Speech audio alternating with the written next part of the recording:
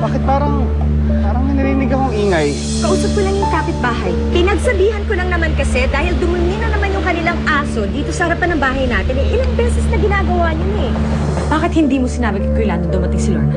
Hindi na sila magkakaayos pa ni Lando. Huwag mong masabi-sabi kay Lando na nagpunta dito ang Lornang yon. Angelita? Ano nangyayari? Nangitim yung labis. Ano dito sa ospital? Angelita, Diyos ko naman itong batang to. Uy, akin to. Jackpot. Ang tanda-tanda mo na, salbahe ka pa. O, ikaw naman, ang bata mo, ang tanga mo pa. Ah, ganun ah. Uy, masakit niya. Masakit niya. Ari ko. Bakit ibang nararamdaman ko ngayon? Dahil ang nangyari sa atin, bunga ng pagmamahalan natin sa isa't isa. Mahal na mahal kita, Corazon. Mahal na mahal din kita, Rodel. Lorna, tatapatin kita, hindi maganda ang kalagayan ni Angelita. Meron siyang RHD, o yung tinatawag nating rheumatic heart disease. At yung fever niya ay dahil sa infeksyon sa puso.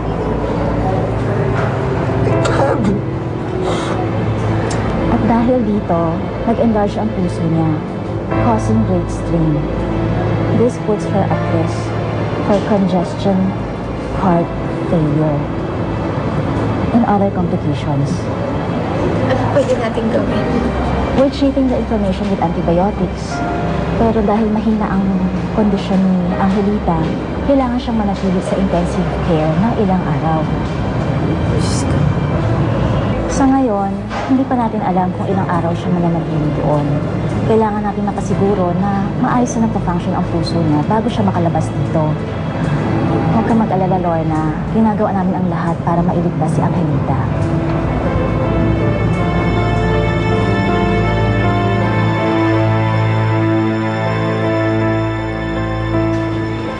Bawa naman yung inaanak ko, dami nakakabit sa kanya.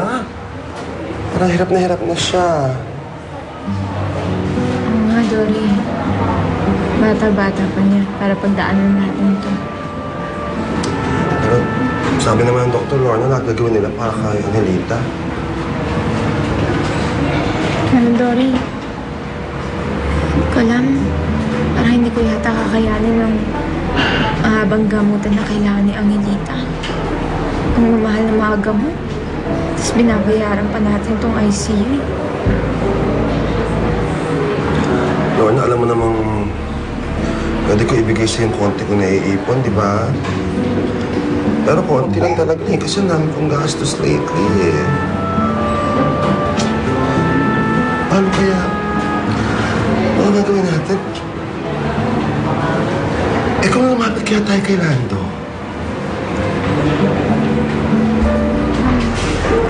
Nagtrabaho si Lando. At umingi man yun ng tulong kay Rita. Alam ko hindi naman magbibigay yun. Paano yan? Saan tayo kuha ng pampagamot kay Angelita?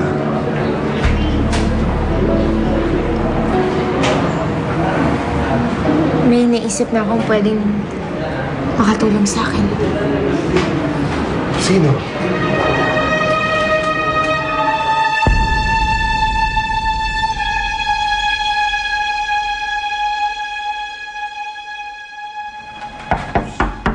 Sir? Sino yan? May bisita po kayo? Hindi ba sinabi ko ayoko magpa-istorbo? Ay, sir, importante daw po. Wala akong pakialam kung sino man siya. Paalisin mo yan! Sir? Ano? Si Ma'am Danica po.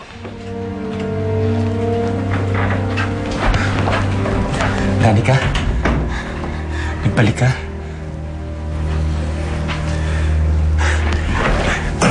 Danica? Oo, Paula. Mali nga ako eh. Noon kasi tinatakasan kita dahil akala ko sinasakal mo ko. Pero naisip ko na ikaw lang pala yung tunay na magmamahal sa akin. Oo, Danica. Ako lang ang nagmamahal sa'yo. Ang tunay na nagmamahal sa'yo.